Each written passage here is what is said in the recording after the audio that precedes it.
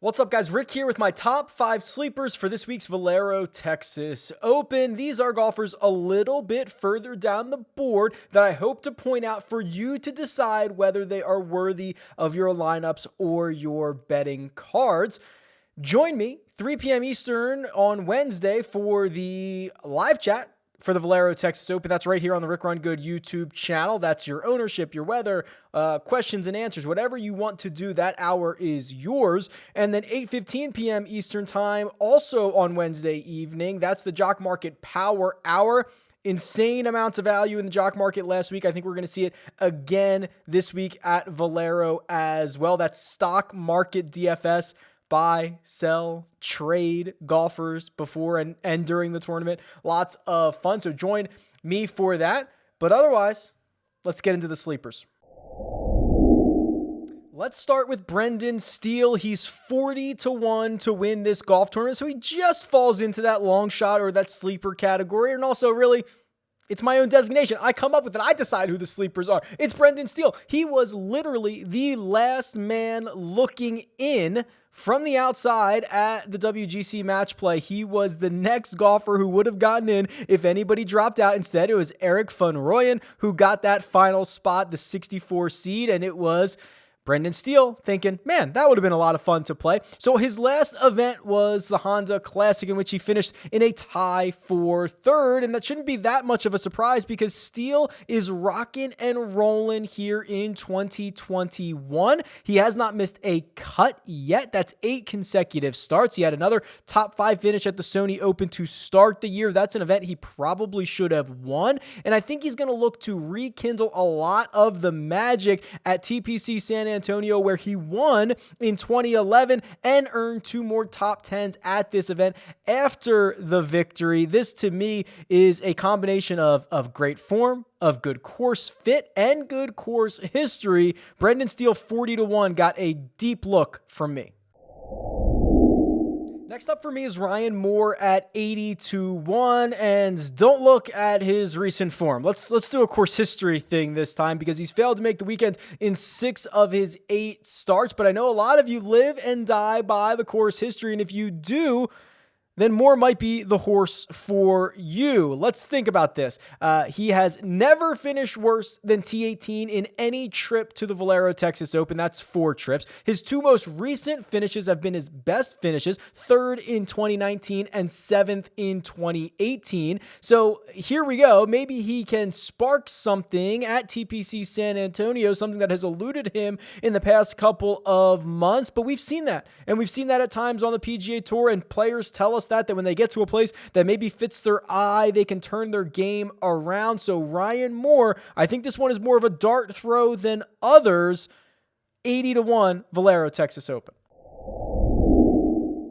Andrew Putnam at 80-1 has my full attention for this week's Valero Texas Open. And don't be fooled by that missed cut at the Players' Championship. First of all, it was the Players' Championship. Everybody missed the cut. How many big names missed the cut at TPC Sawgrass? I'm okay if Andrew Putnam was one of them because he's been absolutely rolling. Before the Players' Championship, he had made the cut in 7 consecutive events, including 3 top 7 finishes, 1 at the Waste Management, that's the Phoenix Open, 1 in Puerto Rico, and 1 at the Arnold Palmer Invitational. That is a pretty great group, diverse group of courses and events with field strengths and all that good stuff. So Andrew Putnam rocking and rolling. And if that wasn't enough, he's made 3 cuts in a row at TPC San Antonio with a T8 in 2018 coming as his best finish. He's kind of a short game specialist. He's not someone who particularly shows up on my radar often. So for him to get to the point where he makes a video like this, he must really be on a great roll. And I think he is. Putnam this week, 80-1.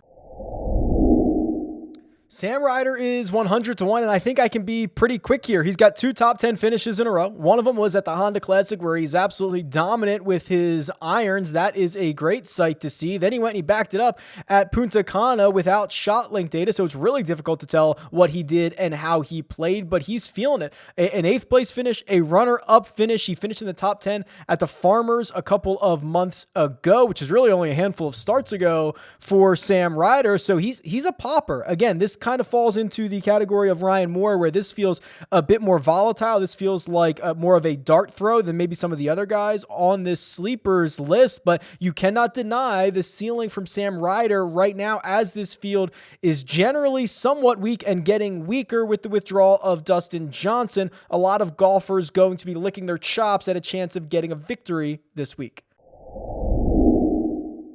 Roger Sloan enters at 125 to 1 with 3 consecutive top 25 finishes. If you look at the DraftKings board, where Roger Sloan is $6,700, he's the only guy under $7,000 who has the feat of 3 straight top 25s accomplished, and he's leaning on the ball striking. That's what I love. He currently ranks 26th on the PGA Tour in strokes gained approach. He ranks 29th on tour in strokes gained tee to green, and his one downfall is, of course, do the math, the flat stick. If you're going to have one weakness, that is the weakness to have. He's putting well enough to get by. I don't know if he has the upside of actually winning this golf tournament, but maybe a top 10, a top 20 ticket, something that he has done essentially 3 straight events, is where I'm at on Roger Sloan. But if you're feeling frisky, hang an 125 to 1 number to win the Valero Texas Open.